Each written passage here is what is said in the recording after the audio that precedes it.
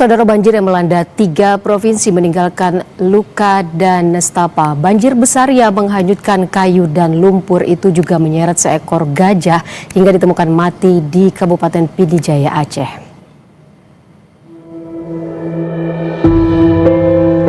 Dusun Pantai Delima di Desa Menasahlok, Pidi Jaya menjadi lokasi tumpukan kayu gelondongan pasca banjir bandang.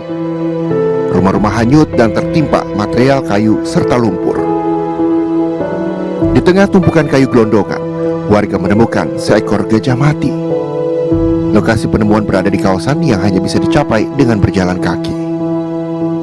Saudara, saat ini saya berada di Desa Menasahlok, Dusun Pantai Delima, ini Kecamatan Merdu. Di sini salah satu titik banjir yang luar biasa besar dan tumpukan kayu ratusan bahkan ribuan kubik terbawa arus banjir pada 26 November lalu. Yang lebih ironis, ini ada salah satu seekor gajah yang turut hanyut bersama banjir besar tersebut dan mati di tempat ini.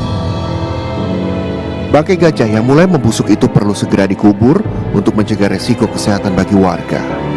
Warga menduga gajah terseret dari hulu sungai seiring tumpukan kayu yang terbawa banjir dan menyebabkan kerusakan parah di Pidi Jaya. Ibnu Sakdan, Dosi Alfian, Kompas TV, Pidi Jaya, Aceh.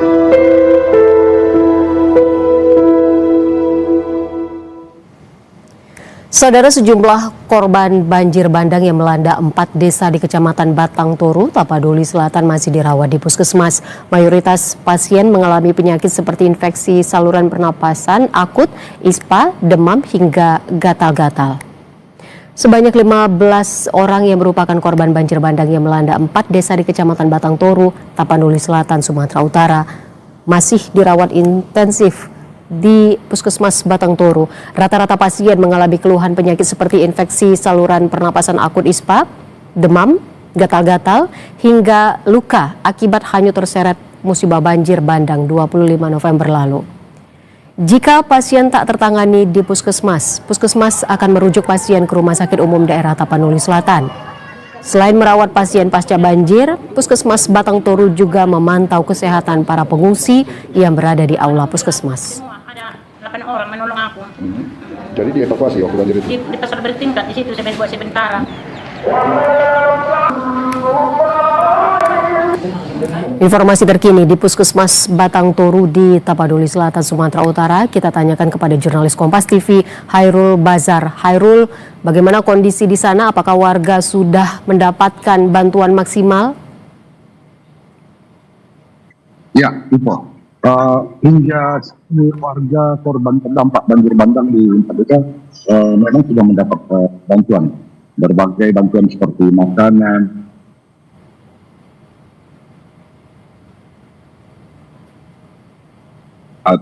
sementara akses sosial yang menghubungkan antara Tapanuli Sumatera Utara dengan Tapanuli Tengah Sumatera Utara yang sempat tertutup itu hari ini sudah bisa menggunakan sebongkah atau 2 bongkah kayu karena bisa dilintasi bagi warga pengguna jalan kaki. Gitu. Hairul, kami mohon maaf kurang jelas mendengarkan informasi dari Anda. Berarti warga saat ini masih berada di pengungsian. Apakah warga sudah mendapatkan bantuan seperti makanan dan pakaian? Iya, untuk warga yang terdampak hingga ini masih tinggal di dalam pengungsian. Bantuan-bantuan terus berdatangan dan sebagian warga yang terdampak akibat musibah banjir bandang ini masih dirawat di puskesmas di belakang saya ini. Ada sebanyak 15 orang lagi yang masih dirawat pasca musibah banjir bandang tersebut. Keluhannya bervariatif.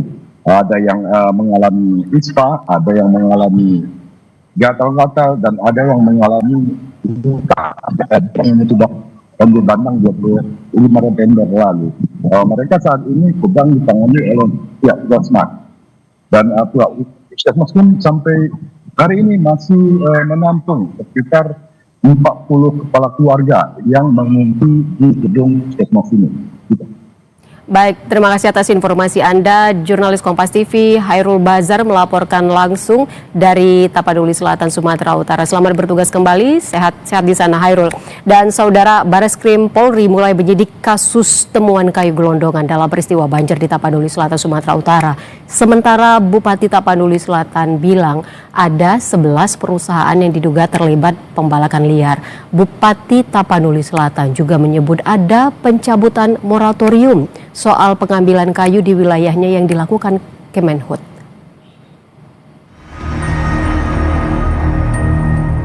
Bareskrim Polri mulai menyidik kasus temuan kayu gelondongan dalam peristiwa banjir di Tapanuli Selatan, Sumatera Utara.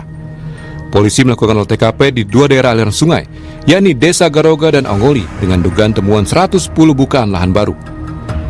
Penyidikan berlangsung di daerah aliran sungai di 2 desa tersebut dan menemukan 10 sampel jenis pohon yang tersangkut jembatan. Dari 110 pembukaan lahan yang diperoleh melalui citra satelit, polisi baru mencapai 4 lokasi pembukaan lahan baru.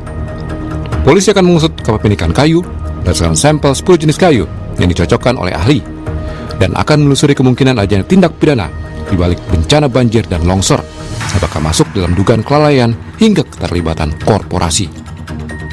Kami sedang memastikan bahwa bukaan itu apakah berizin atau tidak. Kami baru selesaikan 6 kilo ke atas, sampai 8 kilo ke atas kita temukan 4 bukaan. Kemudian di dalam proses penyidikan itu kami akan melakukan penyitaan, pemeriksaan saksi, kemudian ahli membawa barang bukti itu ke lab, kemudian mencocokkan ke 110 bukaan tadi. 110 bukaan itu ada perorangan, kemudian ada korporasi. Yang terkait dengan korporasi berarti pertanggungjawabannya nanti korporasi, kalau memang perorangan juga tentunya pertanggungjawabannya perorangan. Sementara itu, Bupati Tapanuli Selatan Gus Irawan Pasaribu sebelumnya bilang ada 11 perusahaan yang diduga terlibat pembalakan liar. Bupati Tapsel juga menyebut ada pencabutan moratorium soal pengambilan kayu di wilayahnya yang dilakukan Kemenhut. Itu ternyata tanggal 9 Agustus penghentian sementara itu dibuka kembali. Jadi cuma sebulan tuh moratorium, sebagaimana di media saya baca pernyataan dari Dirjen Pengolahan Hutan Lestari, katanya sejak moratorium tidak ada diterbitkan izin. Tapi faktanya moratorium itu sudah dicabut dengan surat dari Dirjen Pengolahan Hutan Lestari pada 9 Agustus yang lalu. Jadi moratoriumnya hanya 1 bulan. Okay. Nah, itulah yang sekali lagi saya merasa kami tiap tahun terjadi banjir. Tahun-tahun terakhir itu banjir bandang dengan gelondongan kayu. Nah, karena itu saya berinisiatif menyurati untuk 14 November saya surati lagi Kemenhut untuk sekali lagi di Tapsel tidak diterbitkan izin untuk mengambil kayu di APL yang berada di Tapanuli Selatan. Pemkab Tapsel menyebut banjir dengan gelondongan kayu ini bukan pertama kali terjadi. Untuk itu mereka mendorong pengusutan penebangan pohon di lokasi yang tidak sesuai izin. Tim Liputan Kompas TV.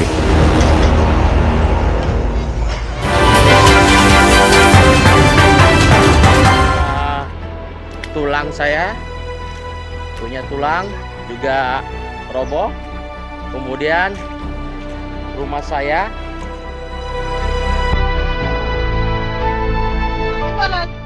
abang jadi kami nggak merepet kita nih, nggak jalan-jalan 4 hari sedih juga lapar.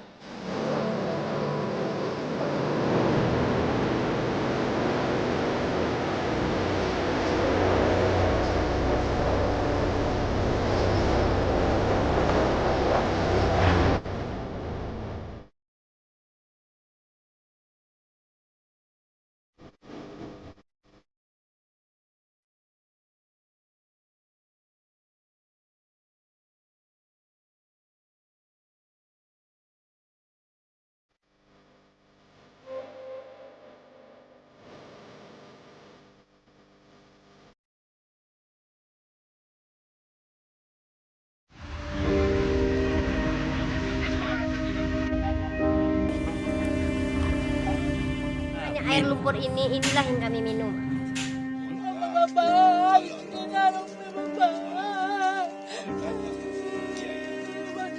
Yang penting sanari sehat-sehat kita sudah.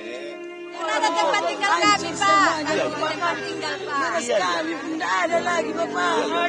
Habis, Bapak. Adong daripada saudara, tanah saudara putih maju ke jalaki. Masih fokus di sini.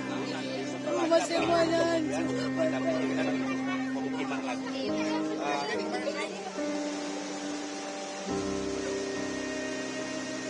Kami menunggu itulah Pak, kami butuh beras, air bersih. Kami butuh beras sama air bersih lah. Tolong segera dikirim.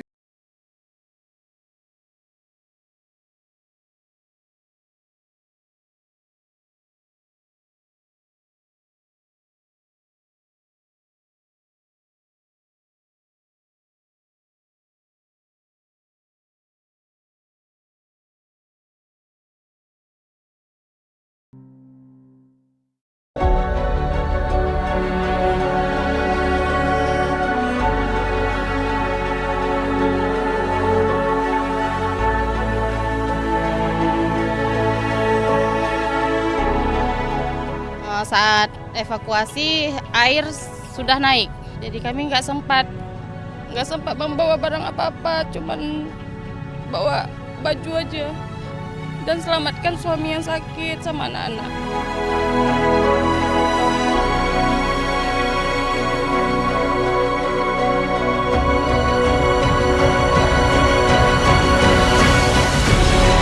Kami belum dapat bantuan apapun, kami mau konsumsi air banjir itu. Ada sini banyak yang sakit, Pak. Kami mohon, belum ada apa-apa kami di sini. Pesawat lewat, belum ada turun apa-apa di sini, Pak. Kami ada itu sakit, ada yang sakit, ada anak-anak. Ini mulai batuk-batuk kami, Pak.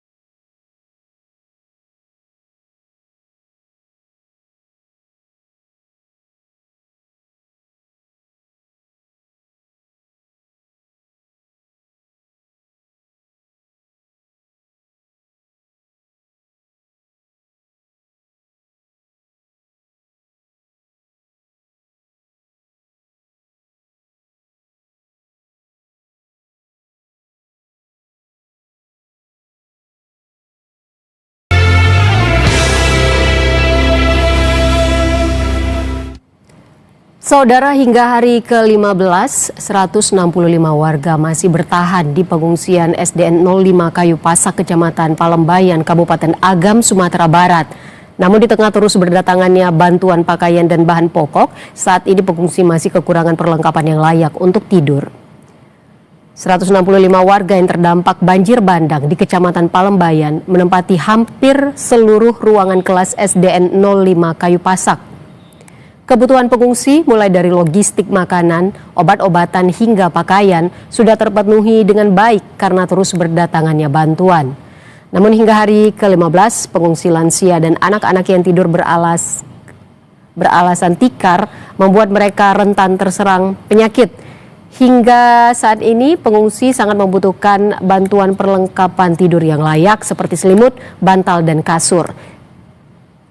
Nagari Salareh Aya merupakan satu kawasan yang terdampak cukup parah akibat bencana banjir bandang. Selain meluluh lantakan kawasan permukiman, hingga saat ini tim SAR gabungan telah berhasil mengevakuasi 125 korban meninggal dunia, sementara 42 lainnya masih dicari. Orang kayaknya masih nanya ke posko itu yang pengungsi, menanyakan ada nggak bantal gitu, ada nggak kasur gitu, itu yang dibutuhkan untuk sekarang. Perlengkapan tidur berarti ya? Iya, perlengkapan tidur. Saudara, seperti apa kisah perjalanan para tenaga kesehatan dalam upaya menembus wilayah bencana untuk mengobati warga terdampak banjir bandang dan longsor di Aceh, Sumatera Utara, dan Sumatera Barat? Sudah bergabung bersama Kompas TV, ada Dr. Rizky Adriansah di Tapatuli Tengah. dan juga Dr. Senja Baiduri di Aceh Tamiang, Aceh. Selamat siang, Dr.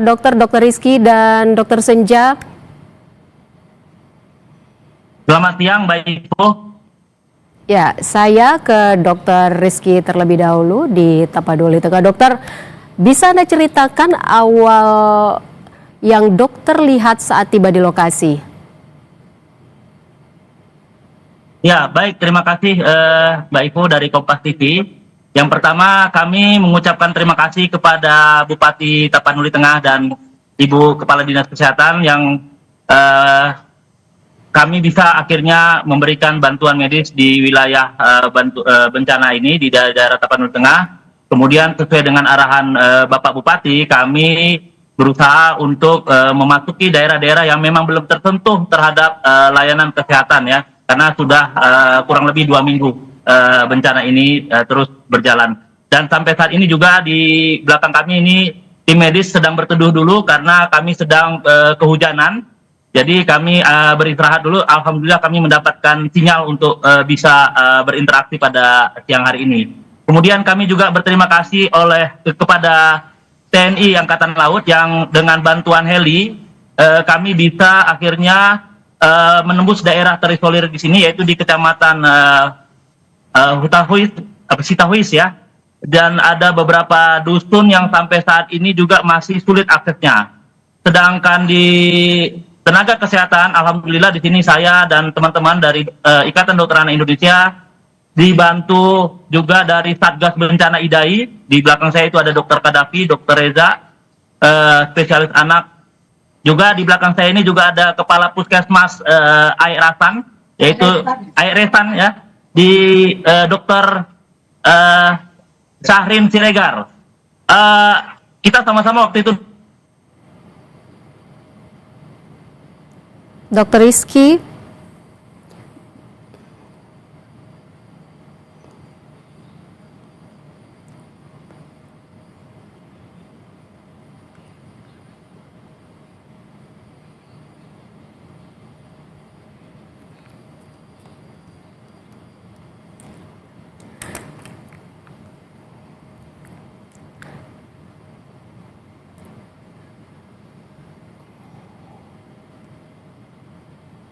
Menjelaskan terkait dengan kegiatan tertangkap tangan dan tindak pidana korupsi, penerimaan hadiah atau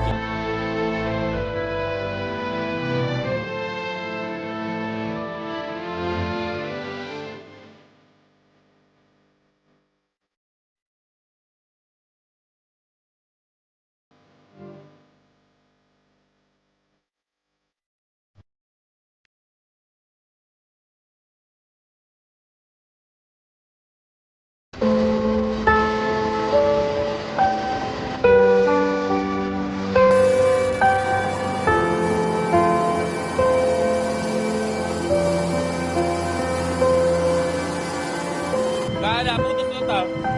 Air bersih juga. Ya, jaringannya susah sekarang. Bantuan ini udah berapa kali didapat? Baru ini ya. Ini. Untuk di kampung kami belum ada nih. Mas, kampungnya di mana? Kampung Durian. Durian belum ada ya? Belum pernah turun.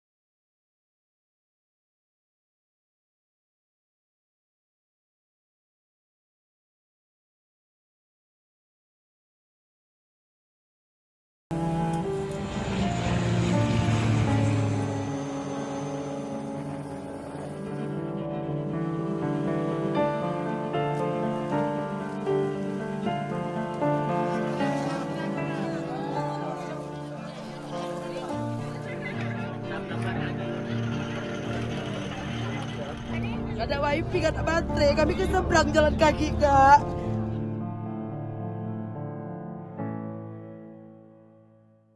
Di rumah tulang saya, punya tulang juga roboh. Kemudian rumah saya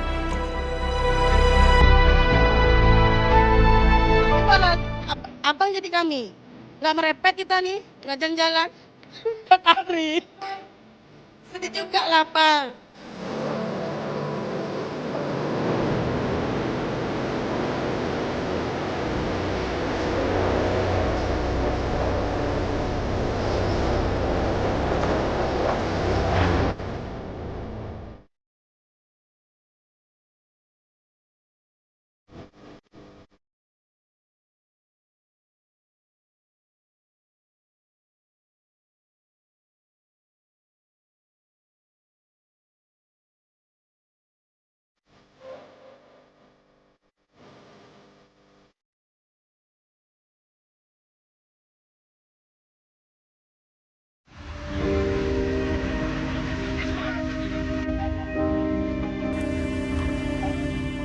Air lumpur inilah yang kami minum.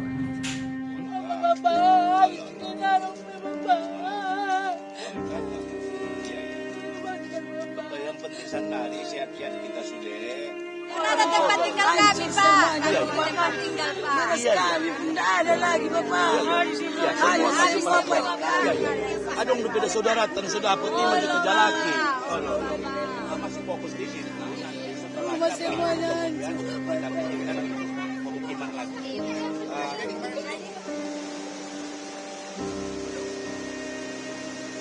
Kami menunggu itulah Pak, kami Pak. Kami butuh beras, air bersih. Kami butuh beras sama air bersih lah. Tolong segera dikirim.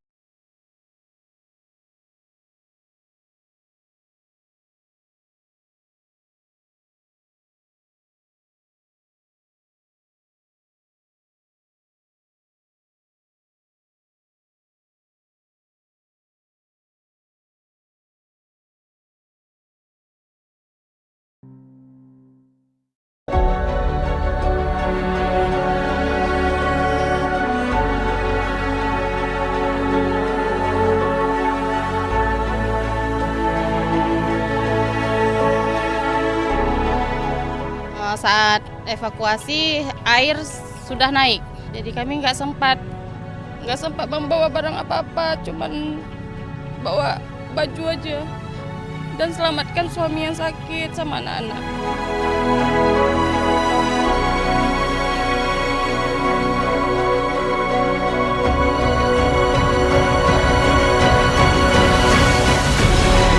Kami belum dapat bantuan apapun, kami mau konsumsi air banjir itu. Ada sini banyak yang sakit, Pak. Kami mohon, belum ada apa-apa kami di sini. Pesawat lewat, belum ada turun apa-apa di sini, Pak. Kami ada itu sakit, ada yang sakit, ada anak-anak. Ini mulai batuk-batuk kami, Pak.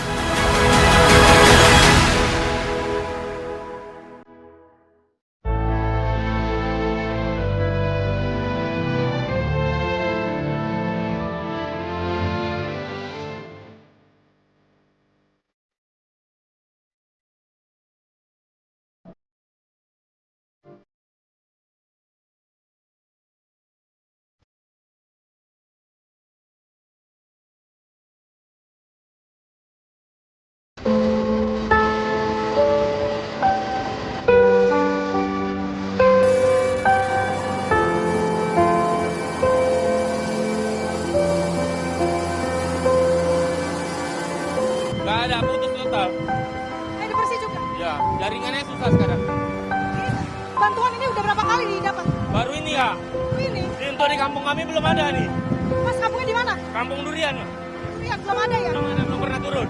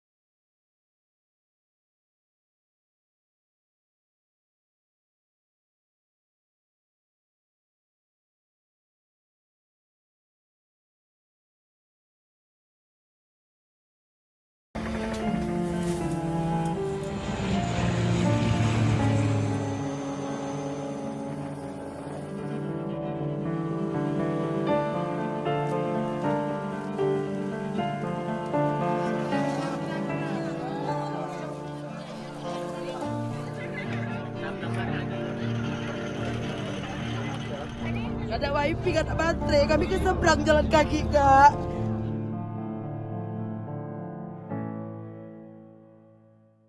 Di rumah tulang saya, punya tulang juga roboh. Kemudian rumah saya.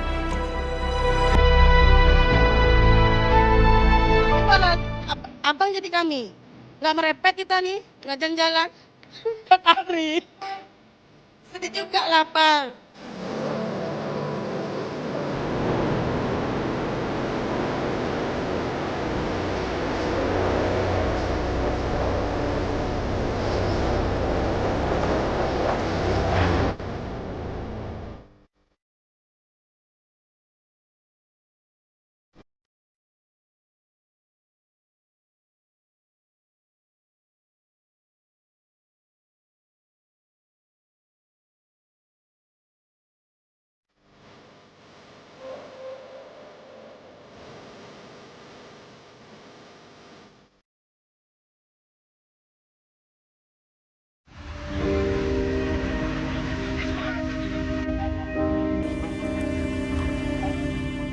Air lumpur inilah yang kami minum.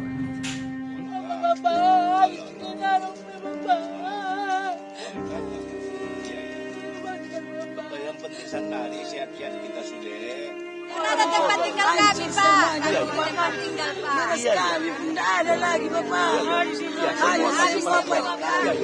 Adong beda saudara, tan sudah apa ini juga jalaki. Masih fokus di sini. Masih banyak. Pemukiman lagi.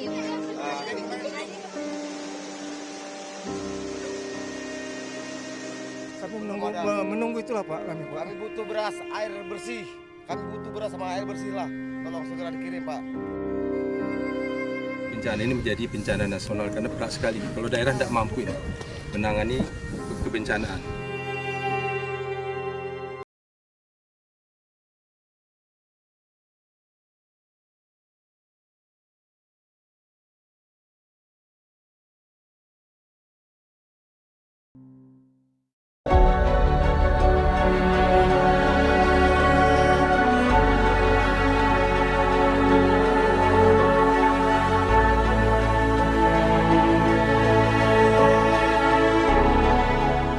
Saat evakuasi air sudah naik, jadi kami nggak sempat membawa barang apa-apa, cuman bawa baju aja dan selamatkan suami yang sakit sama anak-anak.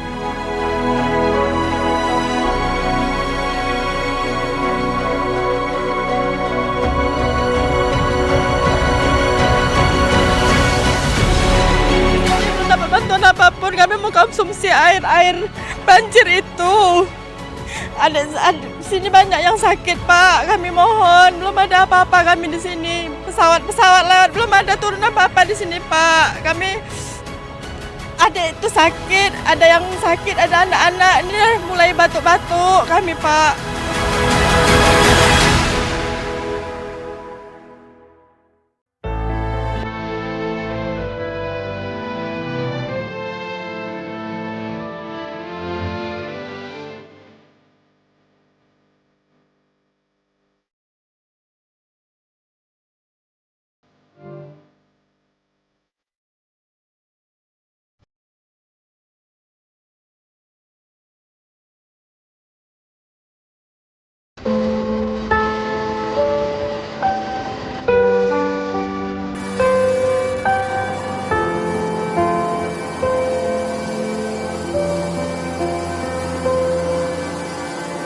Nggak ada, putus total. Air bersih juga. Ya, jaringannya susah sekarang. Bantuan ini udah berapa kali didapat? Baru ini ya. Ini. Untuk di kampung kami belum ada nih. Mas, kampungnya di mana? Kampung Durian. Lihat, belum ada ya? Belum ada, belum pernah turun.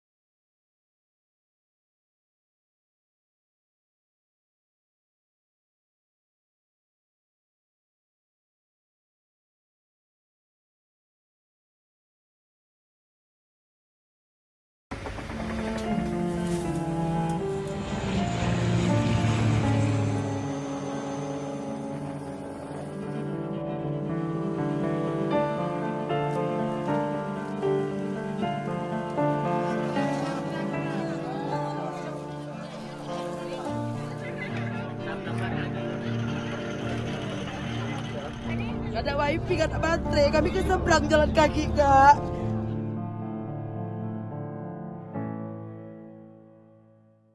Di rumah tulang saya, punya tulang juga roboh. Kemudian rumah saya.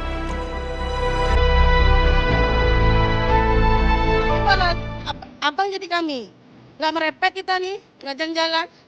Hari sedih juga lapar.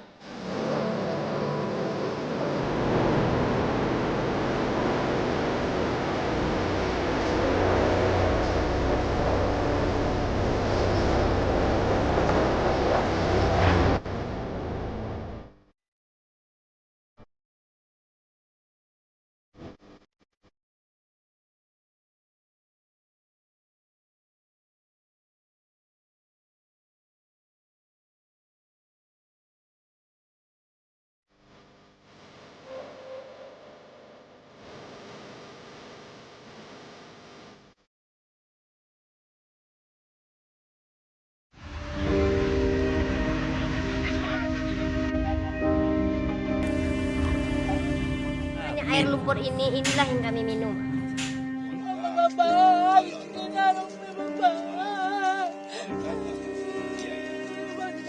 Yang penting sekali sehat-sehat kita sudah.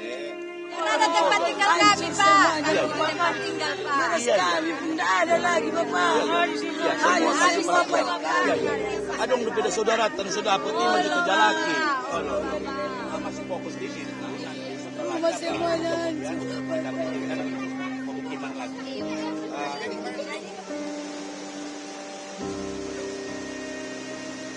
Kami menunggu itulah Pak, kami butuh beras, air bersih. Kami butuh beras sama air bersih lah. Tolong segera dikirim.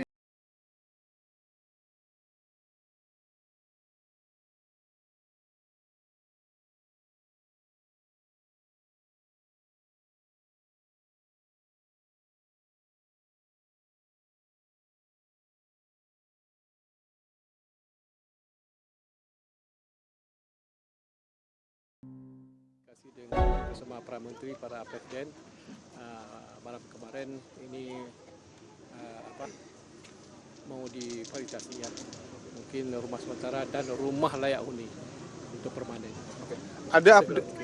Ada satu hal juga yang ingin saya tanyakan Mualim, bahwa kemarin saya ke Pondok Pesantren Darul Muhlisin, sudah ada polisi yang turun di sana untuk mengambil sampel kayu. Dari mana sumbernya untuk diinvestigasi? Sudah ada perkembangan terkait dengan hal ini? Ya, kita lihat memang seperti itu, yang dibawa arus ya, semua kayu. Kita akan ambil evaluasi dulu macam mana ambil langkah ke depan ya. Ketika ada mungkin yang perlu ditindak tegas, akan dilakukan? Pasti. Oke, baik. Terima kasih banyak Mualim. Tadi saudara, perbincangan saya dengan Gubernur Provinsi Aceh Muzakir Manaf. Kami akan terus memantau bagaimana situasi yang ada di posko Aceh Tamiang, dan kami akan terus kabarkan kepada Kompas TV. Saya Dipenuh Bahagia dan juga juru kamera Heri Ardi melaporkan langsung dari Provinsi Aceh.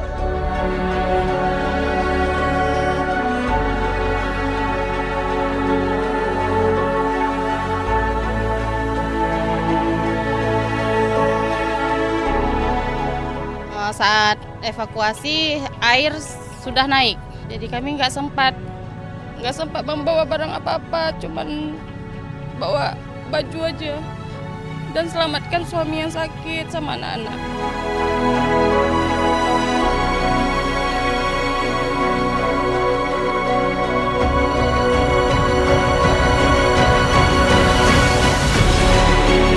Dapat bantuan apapun, kami mau konsumsi air banjir itu.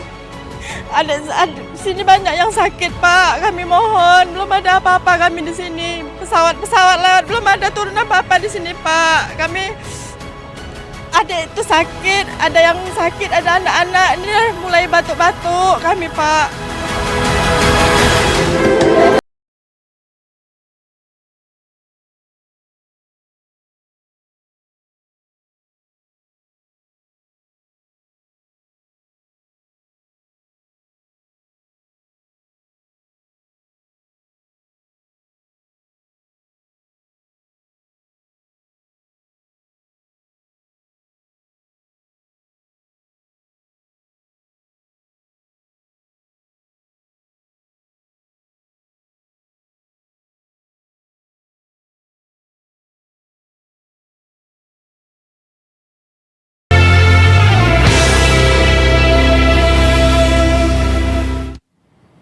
Saudara, Anda masih bersama kami di Breaking News Kompas TV. Tadi sebelumnya kami sempat berdialog bersama Dr. Rizky Adriansa yang saat ini berada di Kecamatan Sitahuis, Tapanuli Tengah. Saya sapa kembali Dr. Rizky. Ya, Mbak Ivo. Ya, Dr. Rizky, tadi Anda sempat menceritakan bagaimana kondisi ketika Anda tiba di lokasi, tepatnya di Kecamatan Sitahuis, Tapanuli Tengah ini. Bisa Anda ceritakan, dokter, bagaimana Anda dan teman-teman dokter lainnya tiba di lokasi ini, mengingat Kecamatan Sitahuis di Tapanuli Tengah ini adalah salah satu lokasi yang terdampak parah bencana banjir dan longsor. Baik, terima kasih Mbak Iko. Jadi memang kita bisa tiba di lokasi yang terisolir ini atas bantuan dari TNI Angkatan Laut. Kita menggunakan helikopter. Kita waktu itu turun, awalnya kita hari Senin kita coba turun, cuma waktu itu sempat terkendala, tapi kita coba lagi, akhirnya bisa. Kita membawa bantuan baik medis maupun non medis ke daerah Kecamatan Sitahuis yang terisolir ini. Oleh karena itu kita cukup berterima kasih dengan TNI Angkatan Laut atas bantuannya. Dan dari lokasi tempat kita mendarat itu kita harus berjalan kaki mungkin sekitar 2-3 kilo sampai mendapatkan kendaraan lagi. Ya tanpa sengaja juga kita dapat tiba-tiba bertemu dengan mobil dari TNI Angkatan Darat ya waktu itu.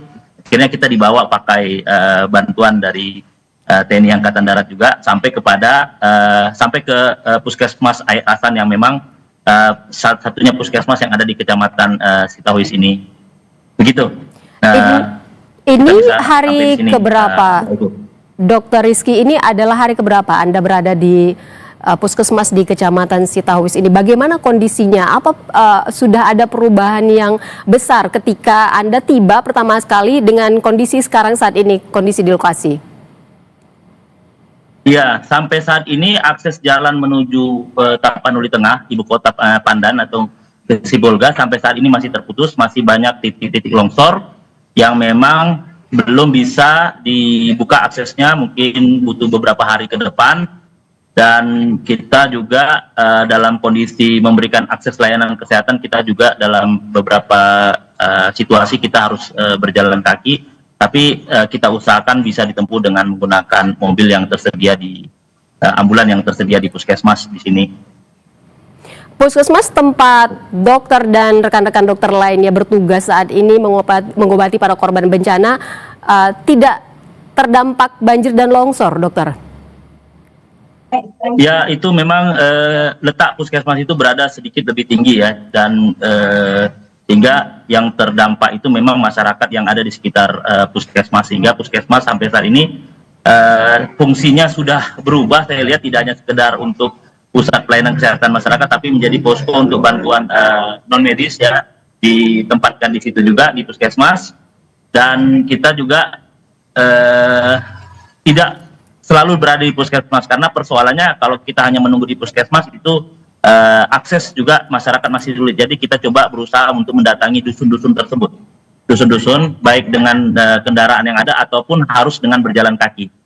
Dokter, tadi Anda... Dan ini yang salah satu video yang ini adalah di salah satu posko di desa, ini adalah di desa Naga Timbul ya, di desa Naga Timbul itu masyarakatnya makan masih dengan apa adanya. Jadi kita juga berharap masih ada bantuan dari pemerintah maupun dari pemerintah pusat untuk kecamatan yang masih terisolir ini.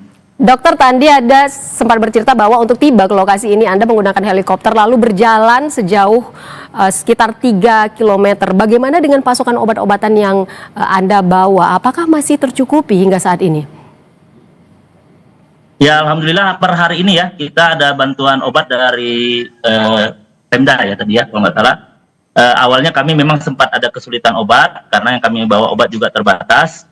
Tapi alhamdulillah per hari ini saya dengar sudah ada obat-obatan yang disuplai lagi dari Pemkab Tapanuli Tengah ya, dari Dinas Kesehatannya. Kita mudah-mudahan untuk obat-obatan di sini bisa mencukupi. Mudah-mudahan juga dalam beberapa hari ke depan kita harapkan akses bisa sehingga kalau ada pasien-pasien yang dirujuk mungkin lebih mudah lagi kalau bisa ditempuh lewat jalan darat, tapi untuk saat ini masih belum bisa. Jadi kalau ada pasien yang memerlukan rujukan, saya rasa ini masih tetap menggunakan. Baik, semoga apa yang Anda harapkan menjadi harapan kita semua, dokter. Bantuan pasokan obat-obatan, makanan segera tiba ke lokasi tempat Anda saat ini bertugas untuk para korban banjir di sana. Terima kasih banyak, Dr. Rizky Adriansa yang saat ini bertugas di Kecamatan Sitawis, Tapanuli Tengah. Ya, terima kasih Mbak Iko. Dan saudara, Anda tetaplah bersama kami di Breaking News Kompas TV.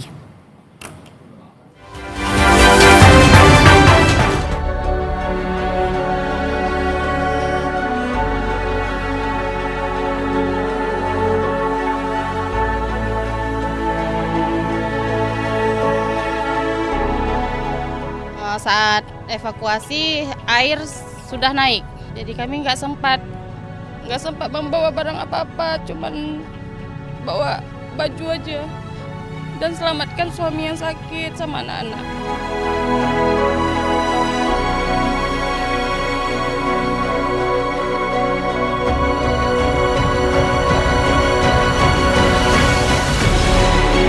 Belum dapat bantuan apapun, kami mau konsumsi air banjir itu. Ada sini banyak yang sakit, Pak. Kami mohon, belum ada apa-apa kami di sini. Pesawat lewat, belum ada turun apa-apa di sini, Pak. Kami ada itu sakit, ada yang sakit, ada anak-anak. Ini mulai batuk-batuk kami, Pak.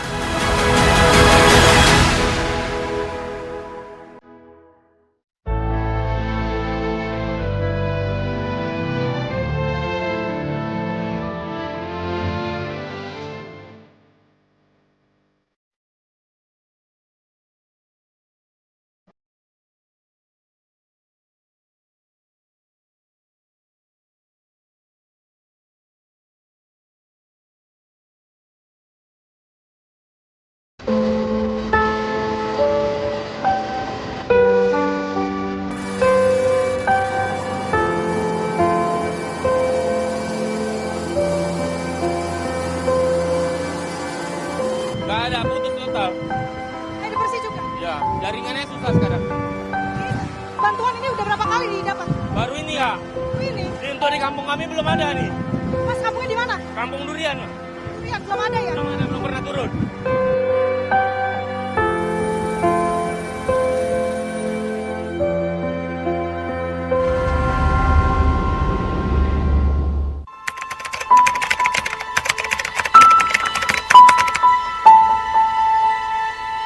Pada saat itu kami dengan Babinsa tepat berada di depan Masjid Al-Jihad Desa Tulangjulu karena memang saat itu curah hujan sangat tinggi dan tiba-tiba air sudah mulai naik dan Babinsa berlari ke tempat air yang udah tinggi dan memberitahu kepada warga untuk segera dievakuasi itu ke masjid. Dari rumah saya udah menelpon, setiap saat menelpon kepala desa. Kebetulan waktu itu jaringan juga putus-putus, jadi saya koordinasi juga melalui WA. Dikirim Pak Fuad itu sebagai kepala desa, dikirimnya video. Kebetulan jam 3 hati saya bergerak untuk berangkat langsung ke desa dan mengambil mantel hujan langsung berangkat. Jam 4 sore saya udah sampai di sini. Dan waktu itu air mulai naik. Waktu air mulai naik itulah saya berkoordinasi dengan kepala desa supaya mengevakuasi masyarakat.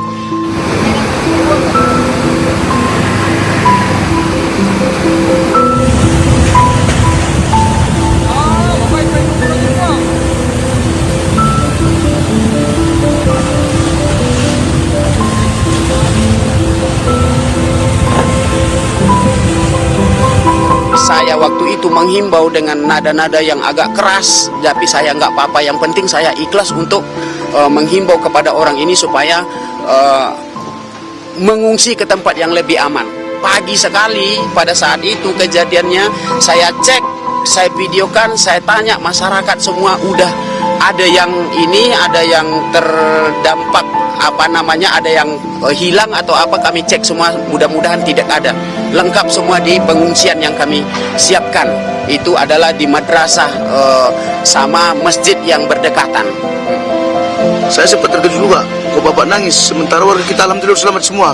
Saya bilang, Pak, datang rupanya kalau di TNI ini, kalau ada istilahnya ada yang meninggal, itu dianggap gagal dalam bertugas. Kita kan tidak tahu, Pak, kita masyarakat. Dan alhamdulillah semua warga terevakuasi, Pak.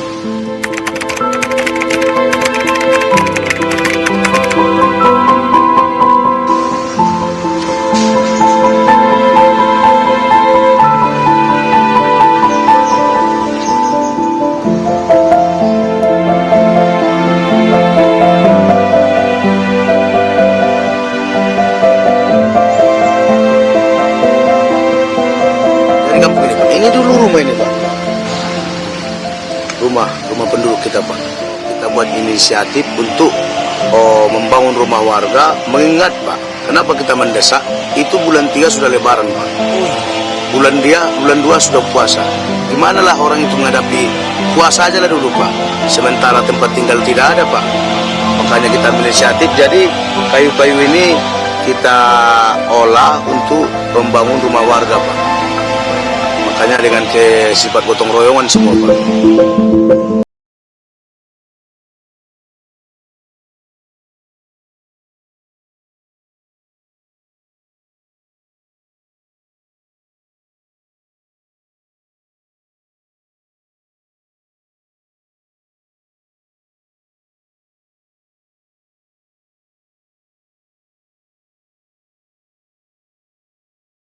Kami sebagai warga Desa Tulungjulu menyampaikan apresiasi yang tinggi kepada Babinsa yang telah bersusah payah membantu ataupun menyelamatkan warga saya, Pak. Sangat bagus, Pak. Lantaran kami sudah dibantu dan diungsikan dengan baik supaya kami selamat dari bencana banjir, Pak. Nyawa kami tertolong. Saya sangat terharu dan hati saya udah merasa kayak mana ya, sedih, dan saya ada juga merasa bangga dengan diri saya pribadi sebagai Babinsa di sini bisa menyelamatkan begitu banyak nyawa.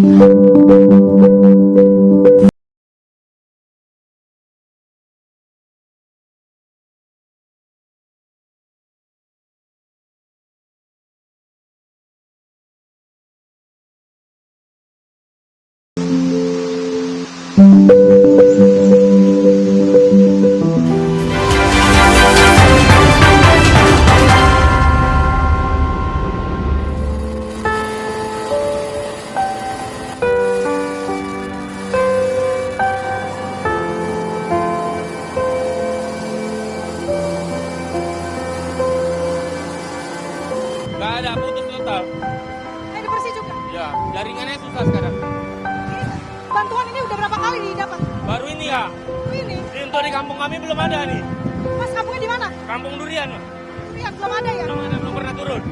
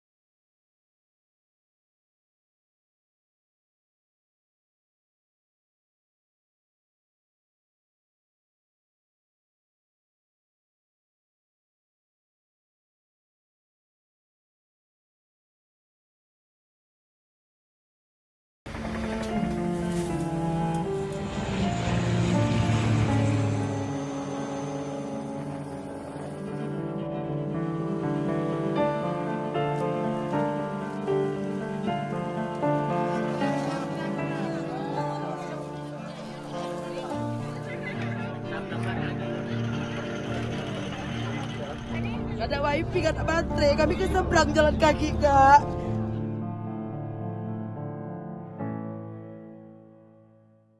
Di rumah tulang saya, punya tulang juga roboh. Kemudian rumah saya. Nanti malah abang jadi kami. Nggak merepet kita nih, nggak jalan-jalan. 4 hari. Saudara, akses menuju desa Tetumpun, Kecamatan Putri Betung, Kabupaten Gayo Lues, Aceh masih lumpuh. Sudah 14 hari para tenaga medis harus melewati medan terjal demi memberikan layanan kesehatan kepada korban bencana. Beginilah kondisi menuju desa Tetumpun, Kecamatan Putri Betung, Kabupaten Gayo Lues. Jalan utama untuk mencapai desa Tetumpun hancur total. Sejumlah titik bahkan putus dengan badan jalan yang hilang hingga ratusan meter. Tak ada pilihan lain bagi tim medis kecuali menyusuri sisa badan jalan dan melewati tanah longsor. Di beberapa lokasi, mereka juga harus menyeberangi sungai hanya untuk bisa sampai di tujuan. Perjalanan berbahaya ini harus mereka lalui setiap hari. Namun itu tak menyurutkan semangat para tenaga medis. Selama 14 hari berturut-turut, mereka terus menerobos sejumlah wilayah terisolasi guna memastikan warga mendapatkan pelayanan kesehatan. Sementara untuk menuju desa Remukut yang juga terisolasi, tim medis harus masuk melalui pegunungan yang paling dekat sekitar 3 km dengan kecuraman mencapai 40 derajat. Dengan peralatan seadanya dan medan yang ekstrim, para tenaga medis ini terus berjuang. Mereka berharap penanganan infrastruktur segera dilakukan agar akses ke desa-desa terisolasi dapat kembali normal. Davi Abdullah, Kompas TV Aceh. Saudara, demikian Breaking News Kompas TV. Terima kasih, sampai jumpa.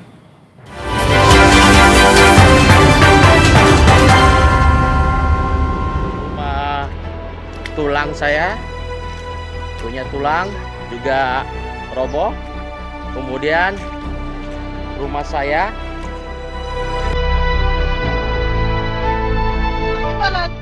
Abang jadi kami. Nggak merepet kita nih, nggak jalan-jalan. 4 hari. Sedih juga lapar.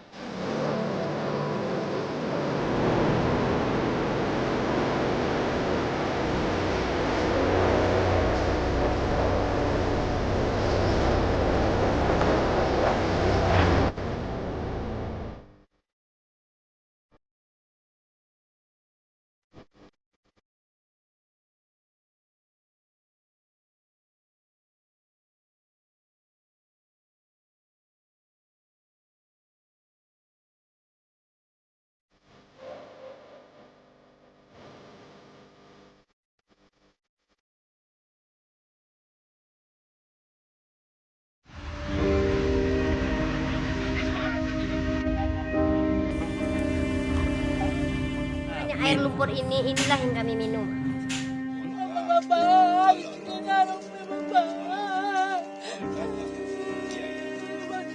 Yang penting sanari sehat-sehat kita sudah. Ada tempat tinggal kami, Pak. Ada tempat tinggal, Pak. Tidak ada lagi, Bapak.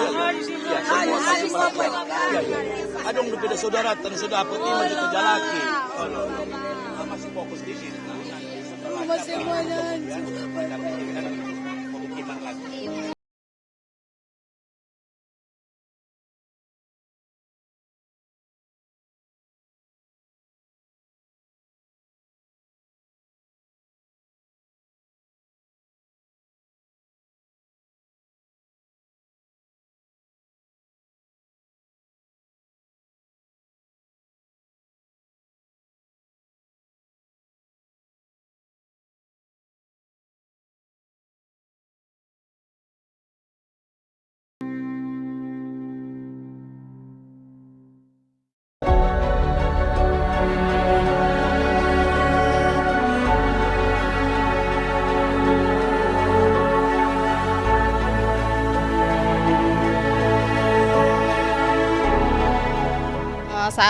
evakuasi air sudah naik. Jadi kami nggak sempat membawa barang apa-apa, cuman bawa baju aja dan selamatkan suami yang sakit sama anak-anak.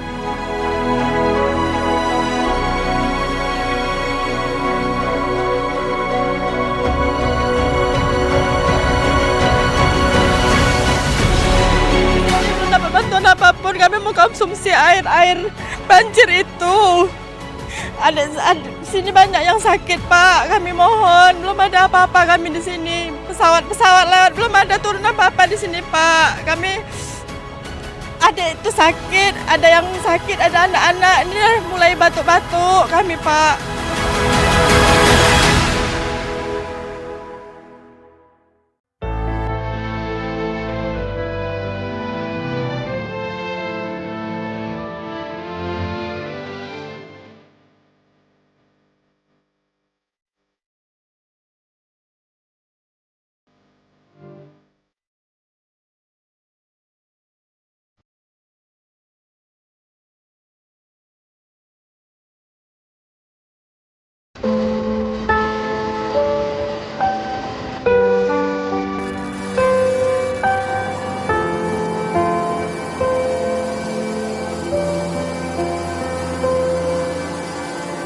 Nggak ada, putus total.